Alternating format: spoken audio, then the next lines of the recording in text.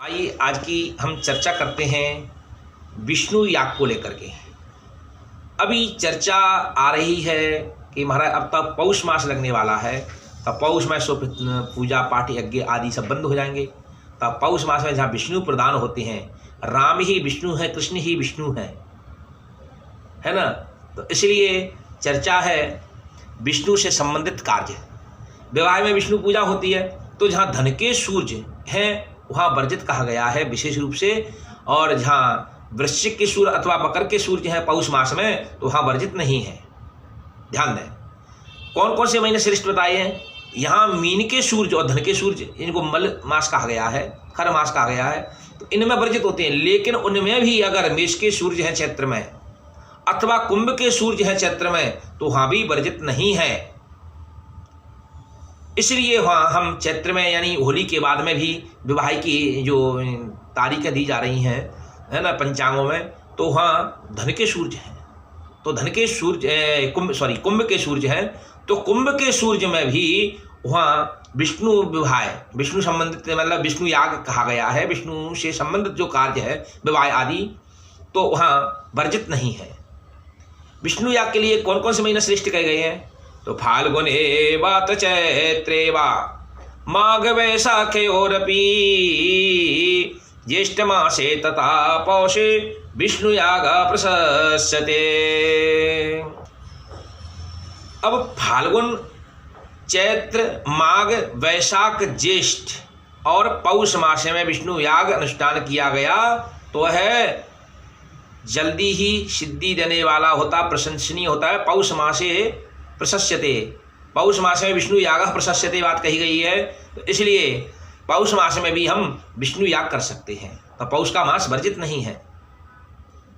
उनमें भी जो विशेष रूप से कई बार ऐसा होता है कि महाराज स्थिति में नहीं कर सकते हैं, चौथ नवमी चौदस वर्जित है, तो देखिए नवमी भी ली गई है, तो द्वितीया पंचमी षष्ठी सप्तमी नवमी तथा द्वादश एकादशी ग्राह्य विष्णु यागाख्य कर्मणि।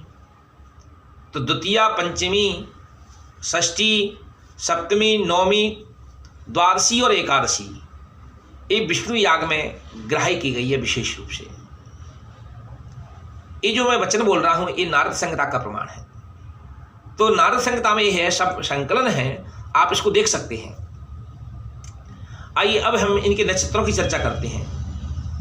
नक्षत्र कौन कौन से हैं, तो इसमें नक्षत्र कहे गए हैं आर्द्रा है, सतविशा है, स्वाति है, रोहिणी है, श्रवण है, मृगशिरा है, पूर्वाषाढ़ा, उत्तराषाढ़ा, ज्येष्ठा, अश्लेषा, रेवती, चित्रा, हस्त और धनिष्ठा। नक्षत्र विष्णु याग के अनुष्ठान में अगर लिए जाएं तो ये शीघ्र ही सिद्धि देने वाले होते हैं। अब देखिए कई बार ऐसी चर्चा आई है कि पूर्वा नक्षत्र ग्राही नहीं है साहब सत्कार्य में, तो यहाँ पूर्वा नक्षत्र लिया गया है। ज्येष्ठा नक्षत्र ग्राही नहीं है, तो बोले ज्येष्ठा नक्षत्र भी लिया गया है। तो जो लोग पंचांग तक सीमित हैं, केवल जो धर्म ग्रंथों तक नहीं पहुँच पा रहे हैं, उनके लिए विशेष रूप से चर्चा है। तो धर्म ग्रंथों का आदर हमको करना चाहिए, धर्म ग्रंथों को हमको पढ़ना चाहिए। किसी आचार्य ने अगर किसी बात को लिख दिया है तो उसको मनोयोग के साथ में पहले उस पर विचार करना चाहिए, एक आचार का सम्मान होना चाहिए। और कई लोग कहते हैं अरे नहीं ज्येष्ठा नक्षत्र तो विष्णु यज्ञ में लिया ही नहीं गया। अरे भैया ज्येष्ठा नक्षत्र लिया गया है। देखिए शास्त्र कह रहा है नक्षत्रों के बारे में कि आद्रा सतविशा स्वाति रोहिणी श्रवणम मृगा पूर्वा आषाढ़ा उत्तराषाढ़ा ज्येष्ठा अश्लेषा च रेवती चित्रा हस्तौ धनिष्ठा स्यात् अनुराधा च सिद्धिधा। इस प्रकार से जो नक्षत्र हैं और सिद्धि को देने वाले होते हैं।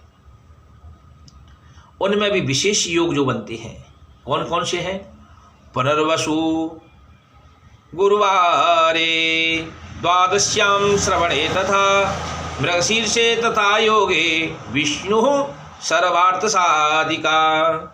कहते हैं अगर गुरुवार में पुनर्वसु नक्षत्र हो, द्वादशी को श्रवण अथवा मृगशिरा नक्षत्र पड़े, ऐसी योग में अगर हम विष्णु याग करते हैं तो शीघ्र ही वह काम सफल होता है। इसलिए इसको हमको विचार करना ही चाहिए, और ज़्यादा से ज़्यादा धर्म की चर्चा, ज्ञान की चर्चा से जुड़ने के लिए और लोगों को लाभान्वित करने के लिए जिनको संपूर्ण जानकारी नहीं है उनके लिए इस बात के लिए कहा गया है कि इस वीडियो को ज़्यादा से ज़्यादा शेयर करें, तो स्वयं भी लाभान्वित हो और दूसरों भी लाभान्वित हो, और स्वयं भी भ्रमित न हो और दूसरों को भ्रम में न करें। इसके लिए ऐसी ज्ञान की चर्चा और भी आती रहेगी। उसके लिए अगर हम डायरेक्ट उस चर्चा से जुड़ना चाहते हैं तो जिसको ये वीडियो प्राप्त होती है और बेल नोटिफिकेशन अवश्य दबाएं और लाइक करें, कमेंट करें और सब्सक्राइब करें इसको, तो इससे जो भी मैं वीडियो डालूंगा वो आप तक तुरंत पहुंचेगी।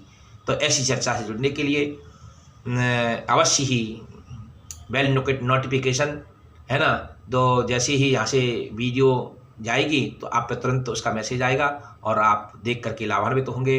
तो क्योंकि सभी लोग सब ग्रंथों को नहीं पढ़ पाते हैं और ग्रंथ हैवी हैं तो पढ़ने के लिए समय नहीं है, ऐसी छोटी छोटी